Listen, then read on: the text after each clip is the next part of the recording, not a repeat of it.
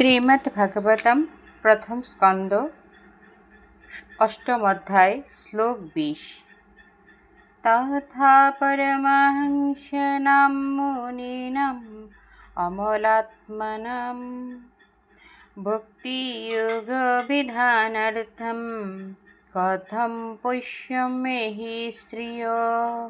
অনুবাদ: পরমার্থের পথে উন্নত পরমহংসদের, মুনিদের এবং জড় চেতনের পার্থক্য নিরূপণ করার মাধ্যমে যাদের অন্তর নির্মল হয়েছে, তাদের অন্তরে অপ্রাকৃত ভক্তিযোগ বিজ্ঞান বিকশিত করার জন্য তুমি স্বয়ং অবতরণ করো।